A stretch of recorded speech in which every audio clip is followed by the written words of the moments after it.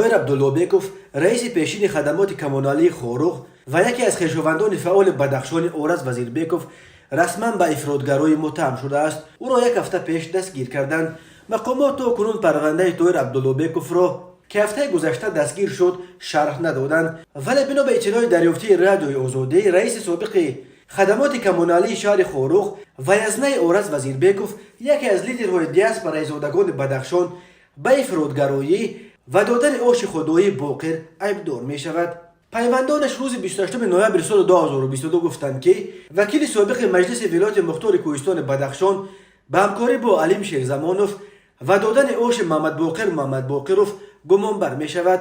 پیشتر آنها گفته بودند او را به رسانیدن یاری به اعتراضگران در خوروغ متهم می کنند. پیوندان عبداللهبیکوف به سبب اساس بودن موضوع زیاد صحبت نکردند. یکی از آنها در صحبت تلفنی به ذکر نام به رادیو آزادی گفته است چندی از خویشاوندان را به داستانی شهر خوروغ دعوت کردند.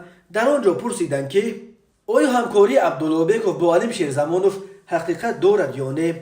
خود عبداللهبیکوف به نزدیکانش و مفتشان گفته است این اتهامات بی اساس است و خواهان تحقیق منصفانه پرونده است. کوشش‌های آزادی برای گرفتن شر مفتشان تا حال بی نتیجه مانده است. یک نماینده حکومت ولایت مختار کوهستان بدخشان روز 21 نوامبر تصدیق کرده بود که عبداللهبیکوف دستگیر شده است، اما تفصیلاتی نداد. علیم شیرزمانوف معاون رئیس پیمان ملی ائتلاف 4 سازمان مخالف حکومت تاجیکستان در خارجه گفت با طاهر عبداللهبیکوف نه همکاری بلکه مخالفت سیاسی داشت. عبداللهبیکوف عضو حزب حاکم خلقی دموکراتی بود.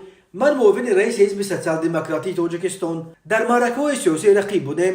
وقتی عضو مجلس ولایتی شد مناسبت بازم بدتر بود. از سال 2015 به این طرف هیچ تماس بین ما وجود نداشت، گفت شیرزمانوف.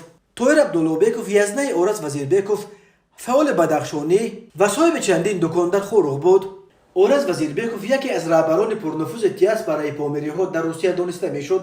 همراه بلاگری همنسبش رمزی وزیربیکوف شام 29 ایول سال 2022 در فرودگاه دمده دفاع شهر مسکو غیب زدند و علکه روز 31 ایول در دوشنبه در بازداشت پیدا شدند. 5 نوامبر سال جاری دادگاه شهر دوشنبه اورز وزیربیکوف را به 16 سال زندان محکوم کرد. تفصیلات حکم او تا حال رسما نشر نشده است، ولی بنا به اطلاع غیر رسمی دادگاه او را به افراطگرایی و از خود کردن کمک‌های خیریه گناهکار شناخته است. خود اورز وزیربیکوف در دادگاه این اتهامات را رد کرده است.